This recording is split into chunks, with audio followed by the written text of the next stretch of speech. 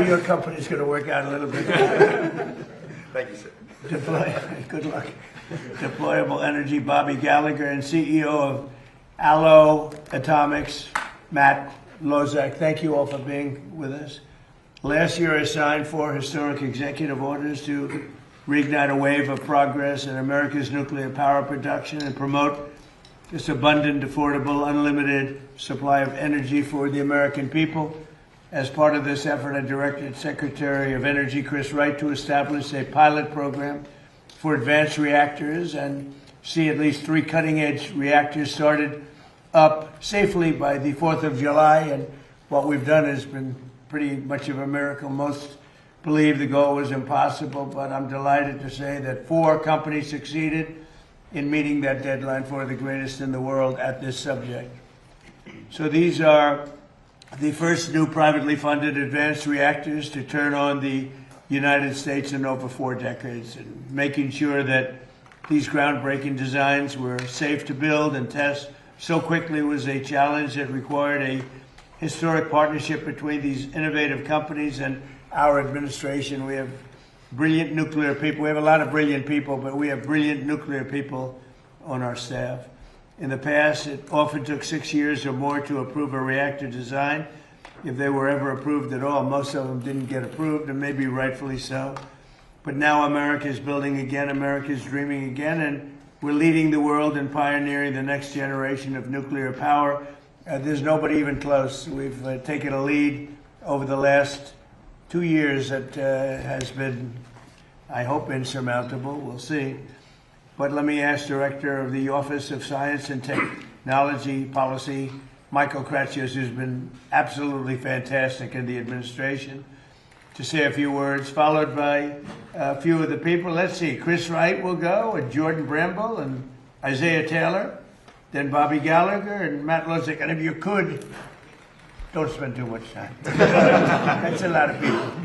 But go ahead, and do you want to start it off, Chris, please? Well, we have Michael Kratsios first. Sure. Go ahead, Michael. Mr. President, you signed 4 executive orders last year, and you set one of the most ambitious goals in civil nuclear history to essentially have 3 reactors go critical by the 4th of July.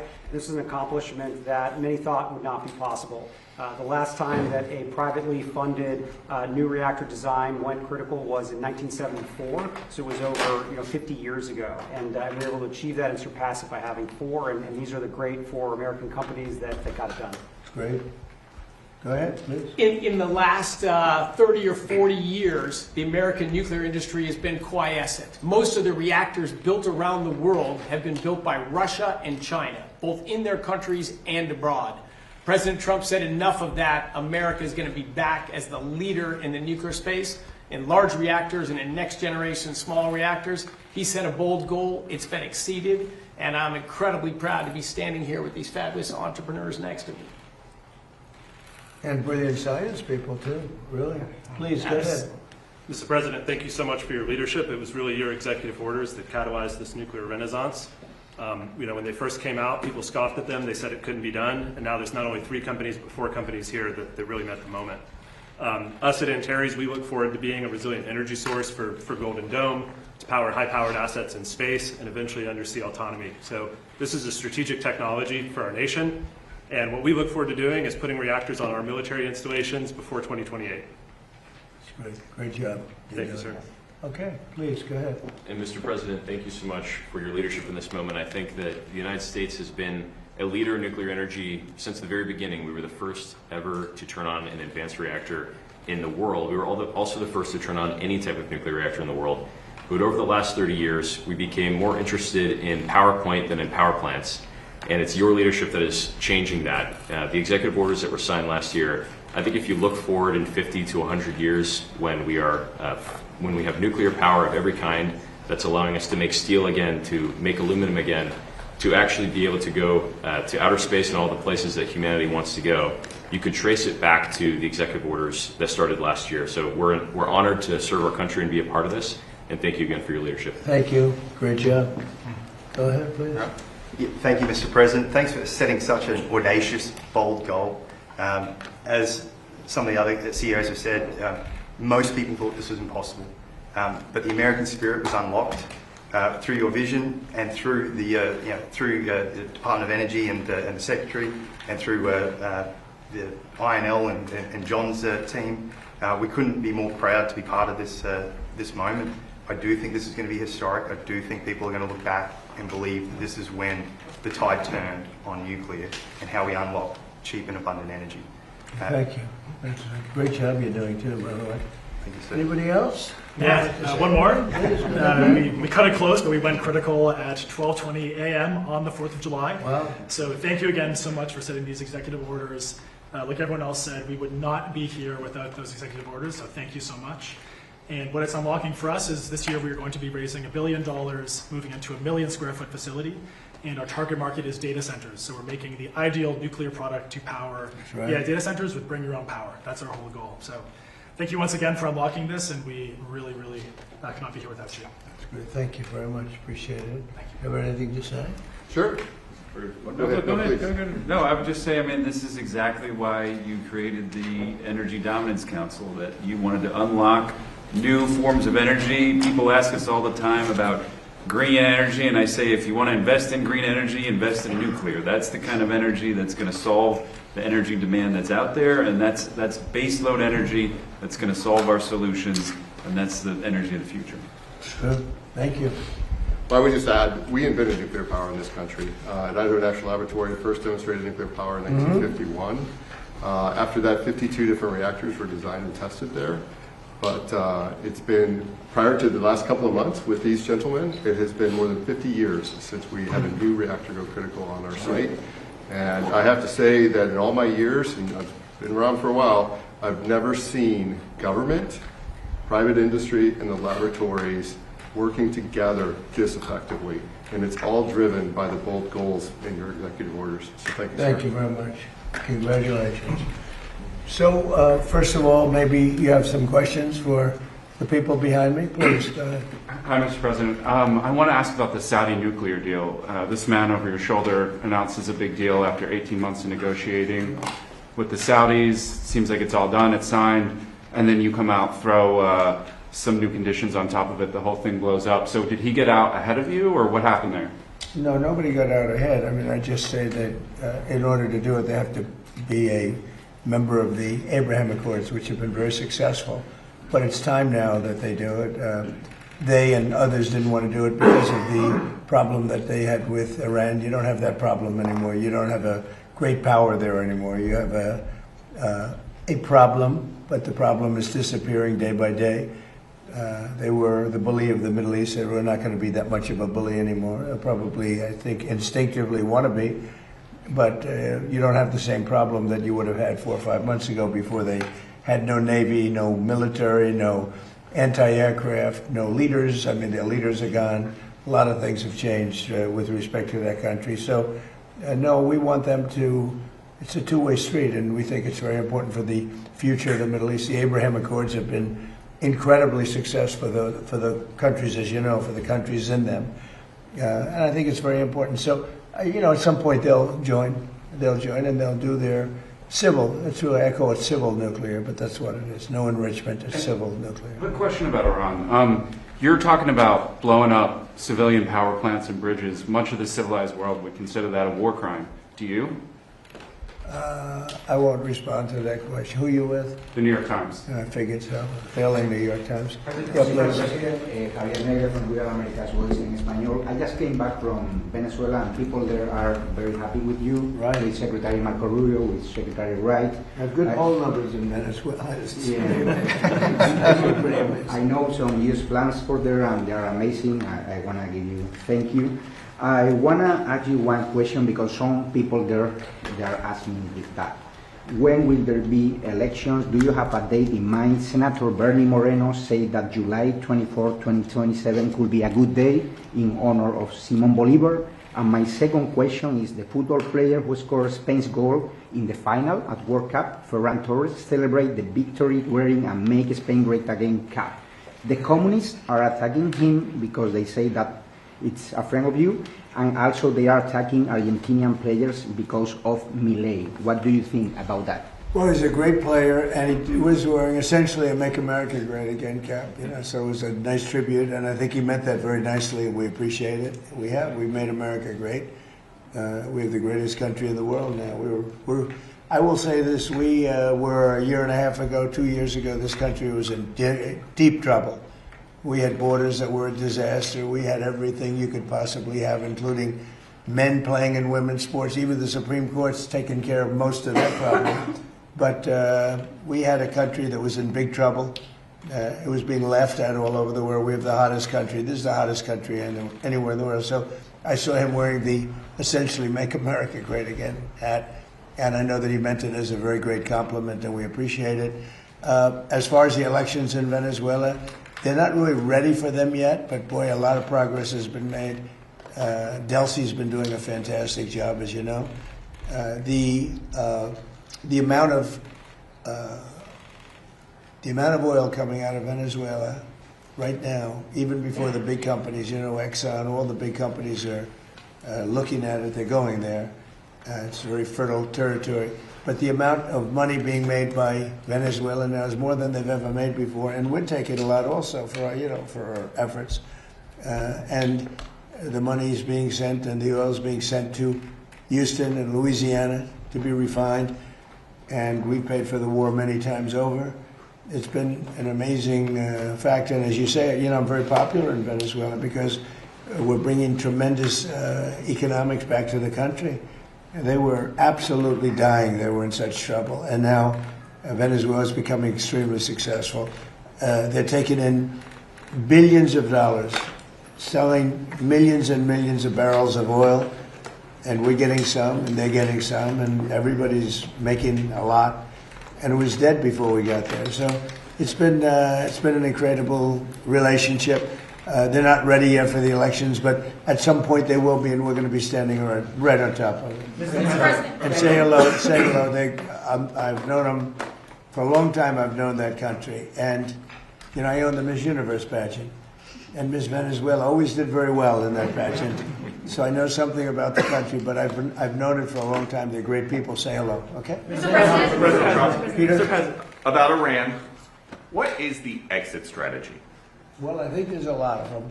There's a military exit where we just keep going just the way we are, and we can even make it a heavier dose, and it's knocking out everything they have. Or there's a smarter strategy, and that's you make a deal, and they want to make a deal. I just don't think they're ready yet, but they do want to make a deal. Sometimes they don't want to say they want to make a deal. They want to be the tough guys, but they do want to make a deal. There's two ways. I mean, it's you can just keep doing exactly what we're doing and take them apart piece by piece. We could do it in a more rapid fashion, which we might do, or we can negotiate with them, which we're also doing right now. I mean, as we speak, we're talking to them. And you said today that Russia and China are not helping. Earlier this week, the War Secretary Hegseth said that they are enabling. So what is the difference?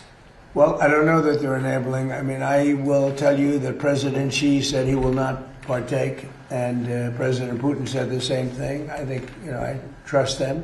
They've had a long-term relationship. There could be some things they do, but thus far, at least, it has not been major. I don't think they'd want to have me disappointed. And just a different story, not Iran. There's this nasty parasite that is giving people in 9 states explosive diarrhea. When is it going to be safe to eat lettuce again? I don't know. I haven't thought about it. It's the first time I've been asked that question. Are you eating lettuce recently? I should always have more lettuce. You want to get the hell out of here, Peter. No, it's a very interesting question from you. I didn't think you'd ask that kind of a question. Nobody wants to ask that question, but it's exciting. There's this food coming in, I guess, from Mexico. It's tainted. It's making a lot of people sick. That is the CDC's terminology. I think what we're going to do is we're going to put a major tariff on Mexico because of the lettuce, and we're going to put a big tariff on Canada because of the smoke. All right? We'll get a combo. Which would you have, the lettuce or the smoke? I think I'll take the smoked. The smoke wrecked my daughter's swim meet.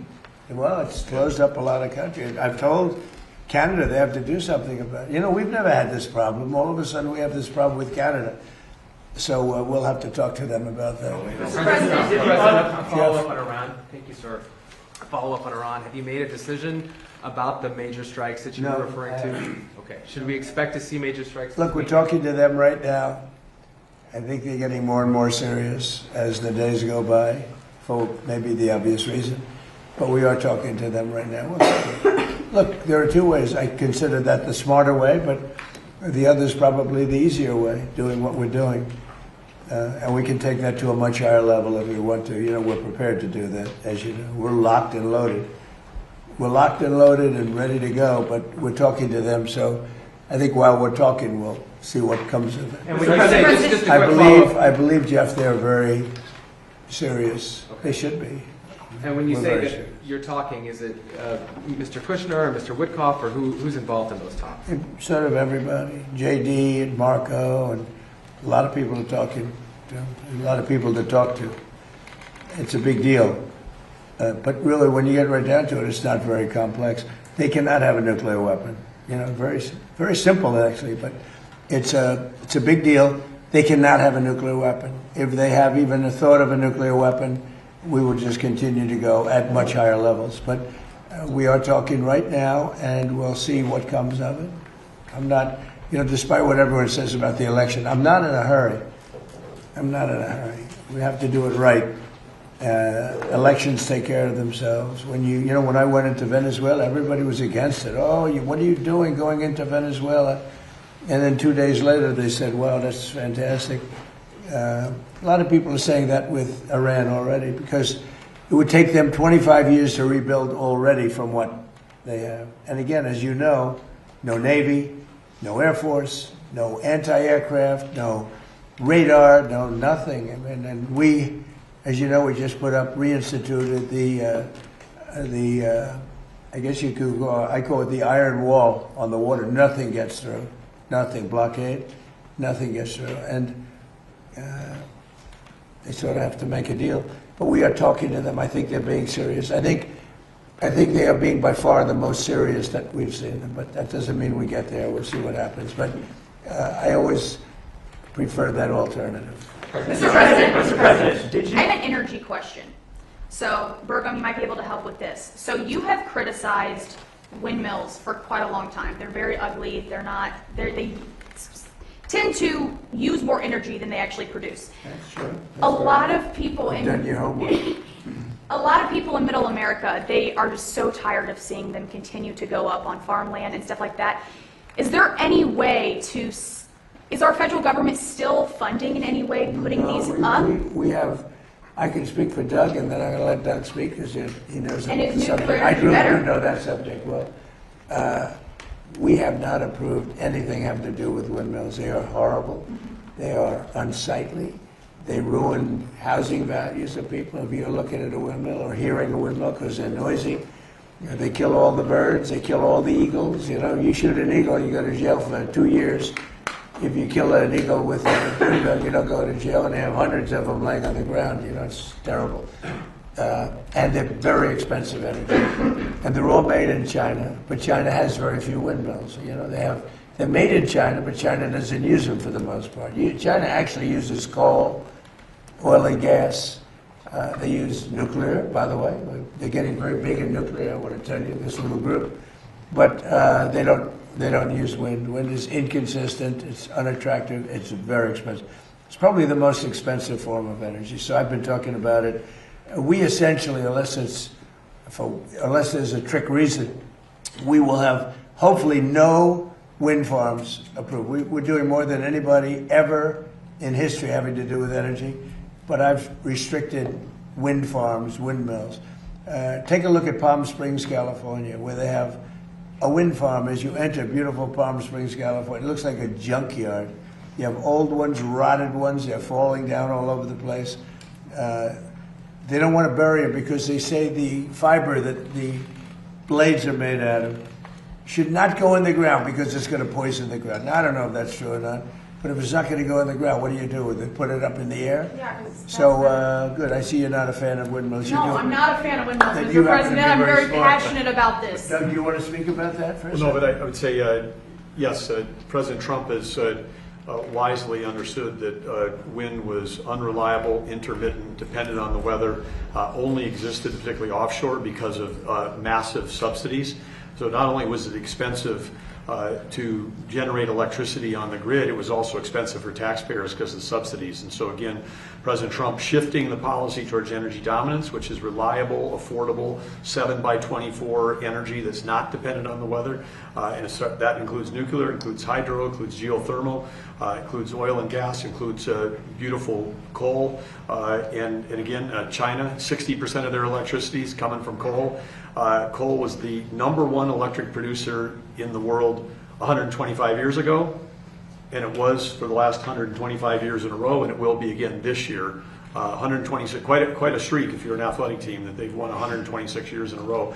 But President But we Trump, were restricted from using it. Yep. Every coal mine was going to be closed down within the next year if we didn't win the election. And it's I call it clean, beautiful coal, because it is. What they do today with coal is amazing.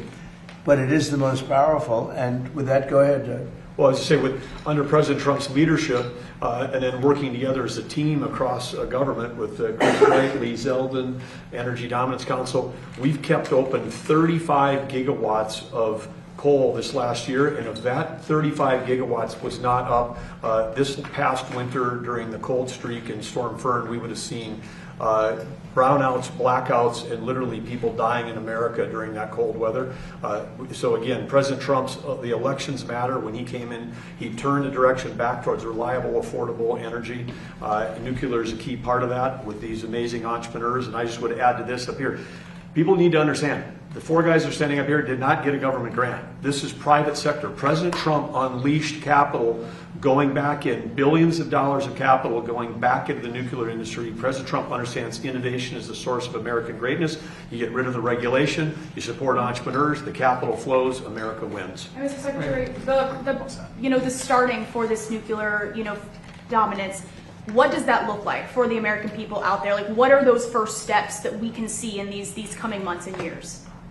Well, I just to say, I'll go on. You can see it right now because when you take a look across the whole world, President Trump's policies, whether it's Venezuela, whether it's Alaska, whether it's reinstating export for 18 months ago, we had a ban on LNG exports from our country. Now we're the world's largest exporter of LNG. President Trump's policy was let's sell energy to our friends and allies, keep it affordable at home, so our friends and allies can stop buying from our adversaries. Russia was selling virtually all of the natural gas into Western Europe.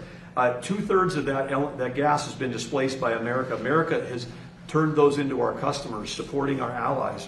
And with Venezuela, as President Trump said, that flowing to our refineries on the South Coast, that's lowering gas prices for America. Unleashing Alaska, which the previous administration sanctioned more than Iran, that's going to again help provide low-cost energy for Americans. So today we have the lowest priced, most secure energy of any country in the world. That's going to change the course of this country for decades to come. Mr. President, what? The Justice Department last night withdrew those subpoenas to the New York Times journalists who reported on Air Force One. Do you support these types of subpoenas to journalists? Or are you going to encourage the administration? We're not after journalists. We're after leakers. We're after people that are cowards, people that are unpatriotic, people that are treasonous in many cases. And the way you find them is through the journalists. When the journalists probably know they shouldn't write, they shouldn't be giving information out like that particular information or others. We had a lot of look at the Supreme Court where they leaked the opinion of Roe v. Wade early. That person should be found. And the way you find them is to tell the journalist, if it's something having to do with national security, you tell the journalist, who is it? And we have a long way to go with that case. So you think it's appropriate to subpoena family members of journalists to find out information? What's that again? There were subpoenas to family members of the journalists too. I don't know what's appropriate, what's not. We do it legally. Barack Hussein Obama did it all the time. He went after journalists and nobody said anything about it. He went after journalists. They said, who was the leaker? Who was the leaker? And if you don't give us the leaker, you go into jail. You know that. But when Obama does it, it's okay. When I do it, it's not. In many cases, that's the only way you're going to find out who a leaker is, and it has to do with national security. It's amazing. He did it many times. and nobody said anything about it. But when a Republican does it, when in particular Trump does it, everybody makes a big deal. Now, the way you find out is you say to the journalist, if it's national security. I would say, I really put it down to national security, not all in all cases, but when you have somebody doing a national security leak or a leak of great importance, and you have somebody inside the walls of, let's say, the White House leaking, I think that's a national security concern. I think it's absolutely fine. And again, I'm not knocking Obama for doing it. I'm knocking the press for not even wanting to cover it. But Obama did that often. Other presidents have done it also. They go to the journalist or the reporter. They say, national security, who gave you this information? I'm okay with that.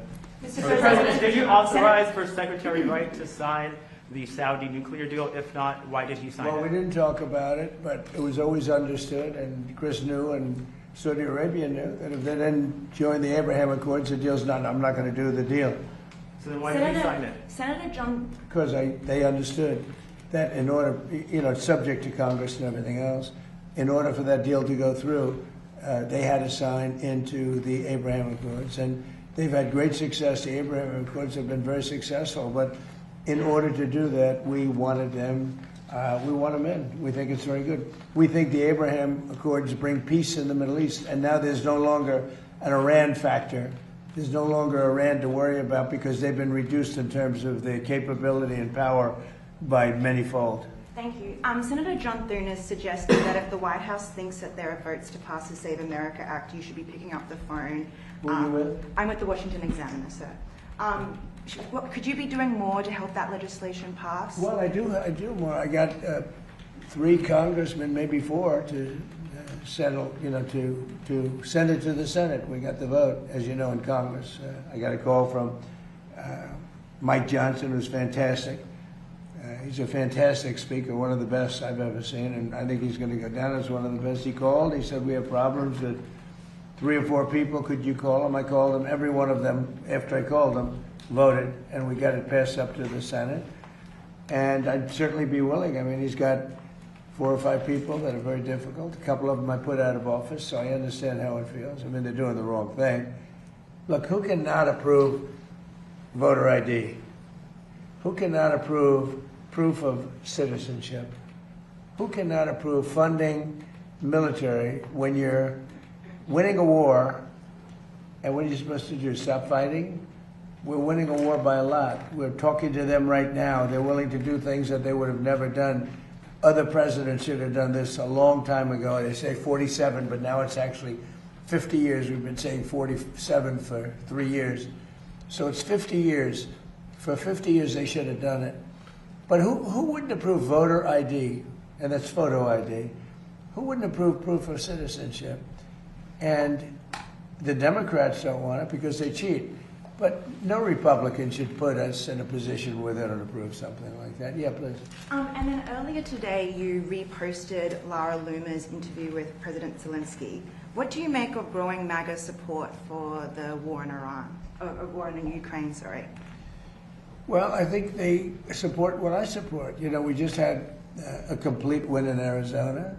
The young gentleman who's Harry Enton, I believe his name is, the pollster said Trump's 100% favorable. He gets everybody he endorses wins, which is pretty much true. Everyone I endorse, just about, wins. So there seems to be a natural bond between me and MAGA, but I'm the one that created MAGA, and I know what MAGA wants better than anybody else. MAGA knows what MAGA wants, and MAGA is very happy. They want to see this done, and they're not going to be happy if it's not done. Make America great again. It's all about make America. We started that a long time ago. But the concept of not approving voter ID or not approving proof of citizenship, and I won't even get into the ballot thing because, we'll hold that maybe for another time. I think the two are 97, 98% issues. I think the ballots are 75% issue. But even at 75, they should do the ballots. The ballots are in many ways more important than even the first 2. But they're a little more controversial because some people don't want to go and vote. But most great Americans want to go and vote. The corrupt ballot stuff that you saw that with the recent election in Los Angeles, the mayor's election, where the young guy, I don't know him, I came to the office recently after he lost, and they find all these ballots all of a sudden out of they came down from heaven, hundreds of thousands of ballots. Isn't it wonderful? He had no chance of losing, you know, Spencer Pratt. He had no chance. He was going to be in second place or first place. But, and I saw it happen. I said, oh, he's not going to win. He had to beat somebody. He was way up on a person that nobody ever heard of, a young woman who nobody ever heard of. She cried that night that she lost. But all of a sudden, time went by, and the election's long over. And I heard a report that Spencer Pratt's not doing that well. I said, what? She's going to lose. And he lost. It's crooked. We have crooked elections in some places. President Trump, today it was announced LeBron James has decided that he wants his next team to be the 76ers. Where do you stand on LeBron versus Michael Jordan as the best ever? Well, Michael Jordan's a guy that's a friend of mine. Play golf with him. He's a really good guy. And I think LeBron is, maybe he's a racist, but maybe he doesn't like Trump. I don't know. But I only like people that like me. So I would say Michael Jordan all the way. And another sports question. When Tiger Woods was about to get arrested, he called you. Yeah. Now we know that when Bryson DeChambeau was having a dispute with a rules official this week, he wanted to call you. You got involved with a red card for the U.S. men's soccer team. Is there a precedent for somebody with your job becoming a fixer for the world's best athletes? Well, it's not a fixer, you mean being a judge. Like, you know, I thought the Bryson call was a tough call. You know, I saw him walking around. I see a lot of people, they're walking around looking for their ball in weeds, okay? But I've been watching that, so, you know, I thought it was a tough call against him. I thought the red card was a very tough call. And it worked out brilliantly. Look, supposing that they didn't let him play and we lost, everyone would have been angry, right? The way it was that they lost with their best player. Now everyone's happy, including Belgium. Of course, they lost the next game, so they're not that happy either. But it worked out great. Johnny did a good job in making that call. All I did, I asked for a review. I thought that call was not a good call. Mr. President, your administration announced new tariffs today, and you did a post earlier also about a probe against the EU. Are you confident that the new tariffs and any tariffs that may come from this probe will withstand legal scrutiny? Well, these tariffs have been up for a long time. They've been approved for years, thousands of cases they've been approved. Of course, with me, you know, it's definitely different. I go up, I don't get treated fairly, but I've lived with it. And here we are in the Oval Office. I guess I somehow figured it out. But no, we put the tariffs on. They're very standard tariffs. The other way was easier. I thought the decision by the Supreme Court was not a good one.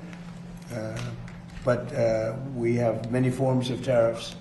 And all we did is go to B, you know, follow the line B. Now, B is something that's been used many, many times for years and very standard.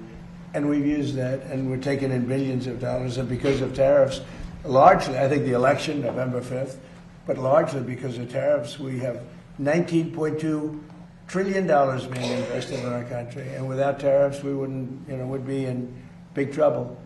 Think of it. So the Sleepy Joe Biden administration has less than $1 trillion being invested, much less for 4 years. We have $19.2 trillion for 1 year. There's never been anything like it in history. That's because of tariffs. So the Supreme Court said, please do it a different way. You have other ways to do it, and we did that. Last month, you said Iran. You told child labor was one of the things that USTR cited as a reason. Well, it seems to be that that's what they decided. They go all over the world and they look and they examine and they see and they see. And child labor was one of the things that one of the reasons, and they had a big problem with that. Yeah. You told Axios that you were considering a, quote, massive attack on Iran. What is the tipping point for you to make the decision? Well, to I make can't this tell you happen? that. Right now, we're But talking also, to them, sir- so, maybe there won't be a tipping point, and maybe there will. And we're ready to go. Look, we're locked and loaded. We're ready to go, but we're talking to them. So maybe there will be, maybe there won't be a tipping point. But at what point with Iran do you think they're going to cry uncle and actually come to the table? Well, maybe they will cry uncle, or maybe they'll just give up, or maybe they'll just go into a cave and hide. They have caves very deep in the ground, and they can hide. They get shaken up pretty good, but they can hide. But we've taken out their first level of leadership. We've then taken out their second level of leadership. We've taken out some of the third level, and we're negotiating with the rest. And we'll see how it all works. And right now, we are talking to them seriously, but I've talked to them before, and they don't seem to be able to get there. Maybe now they will. But look, if I thought they were anywhere near getting a nuclear weapon, if I wasn't elected, Israel would, in my opinion, not be around anymore. They would have been hit by a nuclear weapon. And that includes right at the beginning with Barack Hussein Obama's nuclear deal that was so bad with Iran. That was a road to a nuclear weapon.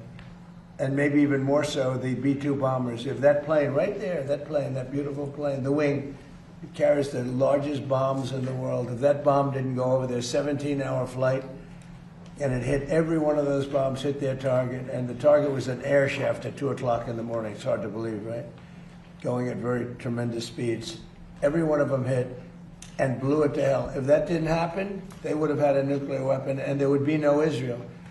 If I wasn't here, if I wasn't president, there would be no Israel, and there probably would be no Middle East. And you saw that when they shockingly started shooting at everybody all over the Middle East. If they had a nuclear weapon, they would have used that.